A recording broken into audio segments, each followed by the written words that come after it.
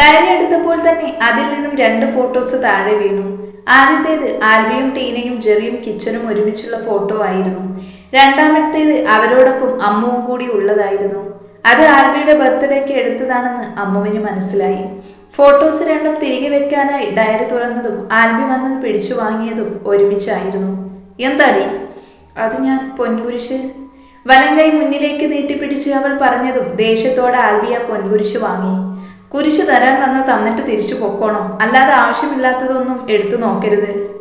അത് ഞാൻ ഒന്നും ചെയ്തില്ലല്ലോ, ഡയറി കണ്ടപ്പോൾ അറിയാതെ ഒന്ന് എടുത്തുപോയി. മറ്റുള്ളവരുടെ ഡയറി അവരുടെ സമ്മതമില്ലാതെ വായിക്കുന്നത് നല്ല പ്രവൃത്തിയാണോടി? ആ ഡയറിയിൽ എൻ്റെ ഫോട്ടോസ് ഉണ്ടല്ലോ, അത് എൻ്റെ അനുവാദം ചോദിച്ചിട്ടാണ് വെച്ചത്. അവളുടെ മറുചോദ്യം കേട്ട് ആൽബിക്ക് നന്നായി ദേഷ്യം വന്നെങ്കിലും അവനത് പണിപ്പെട്ട് അടക്കി. ഇച്ചൻ എന്നിൽ നിന്ന് എന്തോ മറയ്ക്കുന്നുണ്ട്, എന്താണെങ്കിലും എന്നോട് തുറന്നു പറഞ്ഞൂടെ ഇച്ചന്?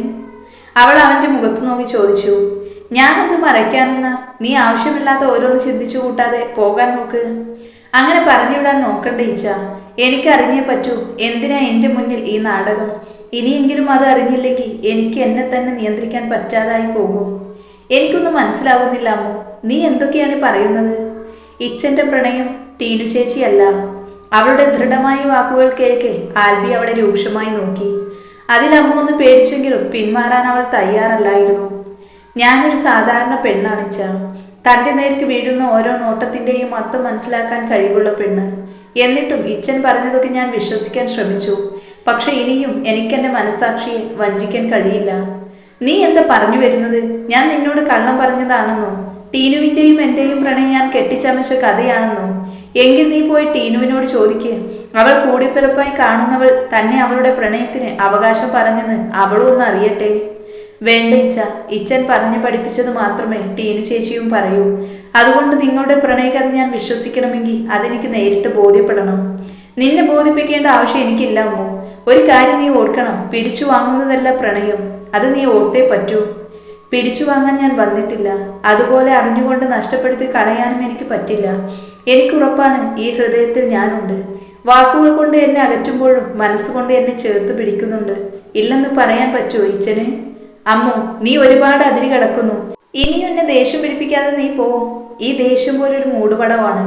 ഉള്ളിലുള്ളത് ആരും അറിയാതിരിക്കാനുള്ള തന്ത്രം. പക്ഷേ എന്തിനു വേണ്ടി, ആർക്കു വേണ്ടി, അത് മാത്രം അറിഞ്ഞാൽ മതി എനിക്ക്. അതറിയാതെ ഞാൻ പോവില്ല. നിനക്ക് ഭ്രാന്താണ്. ഈ ഭ്രാന്ത് നിന്റെ ഭാവി ഇല്ലാതാക്കും. ഇപ്പോൾ തന്നെ ഒരു അർത്ഥവുമില്ലാത്ത കാര്യങ്ങൾക്ക് വേണ്ടിയാ സമയം കളയുവാണ് നീ. അത് നീ ഓർത്തോ? അതുകൊണ്ട് ഞാൻ പറയുന്നത് നീ ഒന്ന് കേൾക്കാമോ? എല്ലാം മനസ്സിൽ നിന്ന് കളഞ്ഞിട്ട് സമാധാനമായിട്ടിരുന്ന് പഠിക്ക്. നിന്റെ ലക്ഷ്യത്തിലേക്ക് എത്താൻ നോക്ക്. അല്ലാതെ നിനക്ക് വിധിച്ചിട്ടില്ലാത്ത സ്നേഹത്തിനു വേണ്ടി നീ പഠിത്തം കളയാതെ. എന്നെക്കുറിച്ച് ഇത്രയും ശ്രദ്ധയുള്ള ആള് എന്തിനാ എന്നെ ഇങ്ങനെ വേദനിപ്പിക്കുന്നേ? ഇച്ചൻ മനസ്സ് തുറക്കാതെ ഞാനിനി ബുക്ക് തുറക്കില്ല. അതുകൂടി കേട്ടതോടെ ആൽബിക്ക് സർവ്വ നിയന്ത്രണവും നഷ്ടപ്പെട്ടിരുന്നു. കയ്യിലിരുന്ന ഡയറി നിലത്തേക്ക് വലിച്ചെറിഞ്ഞുകൊണ്ട് മുഷ്ടി ചുരുട്ടി അവൻ ഭിത്തിയിൽ ആഞ്ഞടിച്ചു.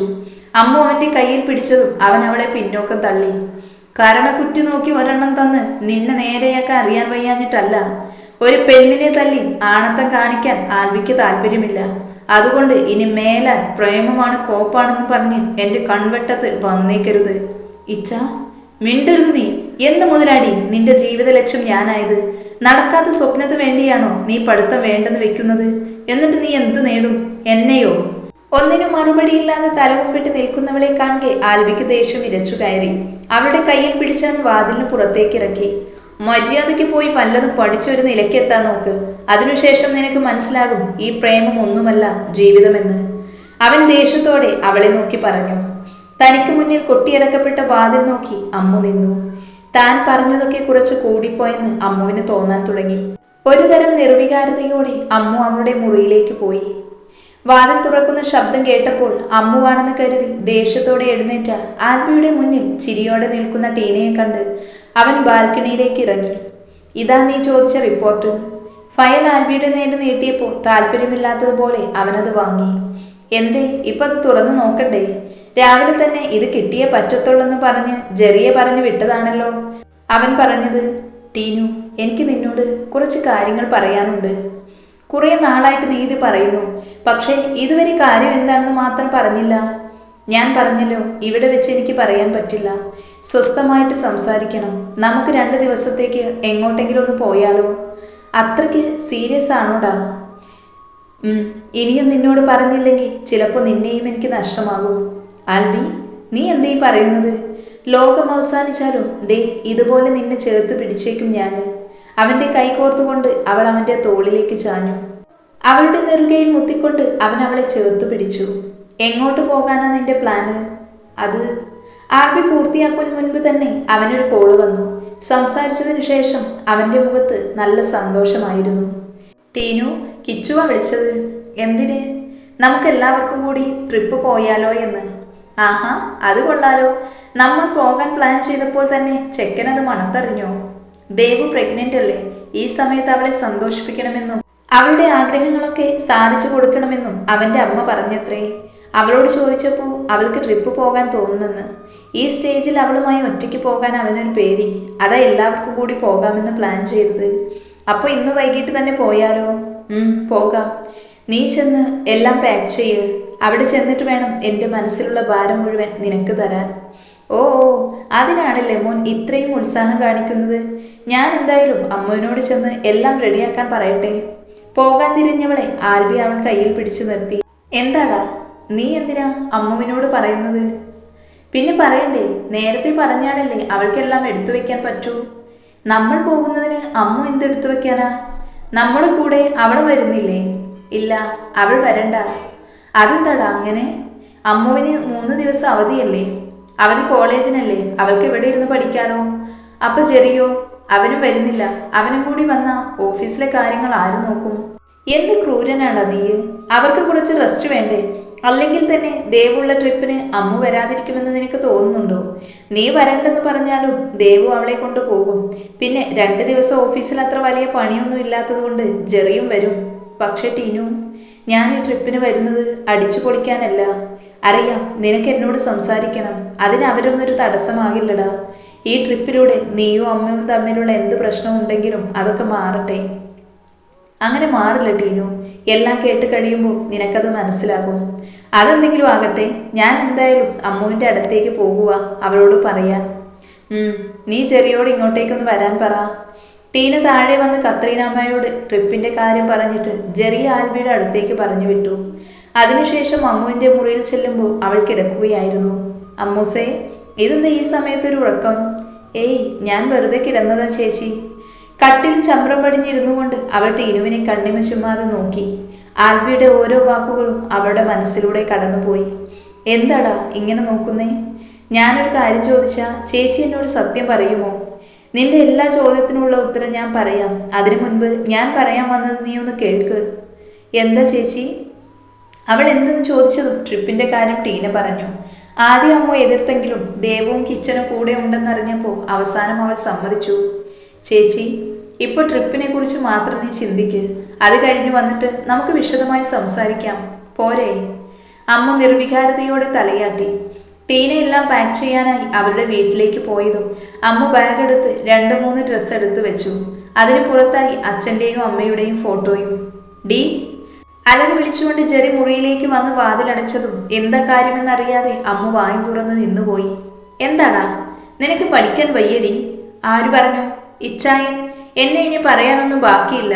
ഓരോന്ന് പറഞ്ഞ് ഞാനാണ് നിന്റെ മനസ്സ് മാറ്റുന്നതെന്ന്. നിനക്ക് എന്താ അമ്മോ? എനിക്ക് എന്താണെന്ന് നിനക്കറിയില്ല ജെറി. നേരിട്ട് ചെന്ന് ചോദിച്ചാൽ ഇച്ചായൻ പിടിതരില്ലെന്ന് നീ തന്നെയല്ലേ പറഞ്ഞത്? എന്നിട്ട് എന്തൊക്കെയാ നീ ഇച്ചായനോട് പറഞ്ഞത്? ഇനി പഠിക്കില്ലെന്നോ? ഒരു ഭാഷയ്ക്ക് കളയാനുള്ളതാണോടി നിന്റെ പഠനം? പ്രണയം മൂത്ത് വട്ടായതാണ് നിനക്ക്. ജെറി ദേഷ്യത്തോടെ അവളോട് പറഞ്ഞു. വട്ട്, ഭ്രാന്ത്. ആ ഭ്രാന്തിലേക്ക് പോകാതിരിക്കാൻ വേണ്ടിയാ ഞാൻ ഇച്ഛനോട് ചോദിച്ചത്. എനിക്ക് പറ്റുന്നില്ല ജെറി. മനസ്സ് നേറിപ്പുകയുക. എല്ലാം മറന്ന് പഠിക്കാൻ തുടങ്ങിയതല്ലേടാ ഞാൻ. വീണ്ടും ഓരോ കാരണങ്ങൾ ഇച്ഛനെ എന്നിലേക്ക് എത്തിക്കുവല്ലേ. അത് കണ്ടില്ലെന്ന് നടിച്ച് പഠനത്തിലേക്ക് മാത്രം ശ്രദ്ധിക്കാൻ എനിക്ക് കഴിയുന്നില്ലടാ. നീയെങ്കിലും എന്നെ ഒന്ന് മനസ്സിലാക്ക്. അവൻ്റെ നെഞ്ചിലേക്ക് വീണവൾ കരഞ്ഞപ്പോൾ വീണ്ടും കുറ്റപ്പെടുത്താൻ അവനക്ക് തോന്നിയില്ല. അമ്മൂസേ, കരയാതെടി. ഞാൻ കൂടെ ഉണ്ടെന്ന് പറഞ്ഞതല്ലേ. ഇച്ചായൻ്റെ മനസ്സിൽ എന്താണെന്ന് ഞാൻ കണ്ടുപിടിച്ച് തരില്ലടി. അതിന് നീ നിന്റെ പഠിത്തം ഉഴപ്പുന്നത് എന്തിനാ? പരീക്ഷ വരാറായി, അറിയുമോ നിനക്കത്? അവളുടെ മുടിയിൽ തഴുകി അവൻ പറയുമ്പോൾ എല്ലാം മൂളിക്കേട്ടുകൊണ്ട് അവൾ നിന്നു. പിന്നെ ഒരു കാര്യം കൂടി ഞാൻ പറയാം. ഒരു പക്ഷേ നമ്മൾ ചിന്തിക്കുന്നതെല്ലാം തെറ്റാണെങ്കിൽ അതിൻ്റെ പേരിൽ തളർന്നു പോകാതെ നീ പഠിച്ചു മുന്നേറണം. അല്ലാതെ ഇവിടെ ഒതുങ്ങിക്കൂടാൻ പറ്റില്ല. നഷ്ടപ്രണയത്തിൽ ജീവിച്ചിരിക്കുന്ന സ്മാരകമായിട്ട് ഞാനൊരുത്തൻ മതിയേരി ഇവിടെ. ആ വാക്ക് നീ എനിക്ക് തരണം. വാക്കുകൾ ഇടറിപ്പോകുന്നവന്റെ കണ്ണിലേക്ക് അമ്മു നോക്കി. എതിർക്കാൻ അവൾക്ക് കഴിഞ്ഞില്ല. വാക്ക് കൊടുക്കുമ്പോൾ തിരികെ അവനൊരു വാക്ക് കൊടുത്തിരുന്നു. ഇച്ചായനും ടീനു ചേച്ചിയും പ്രണയത്തിലാണെങ്കിൽ എത്രയും പെട്ടെന്ന് അവരുടെ കല്യാണം നടക്കണം. അല്ലാതെ ഇനിയും കാത്തിരിപ്പിന്റെ വേദനയിൽ നീ ഉരുകുന്നത് എനിക്ക് കാണാൻ പറ്റില്ല അമ്മു. കിച്ചന്റെ തറവാട്ടിലേക്കായിരുന്നു അവരുടെ യാത്ര.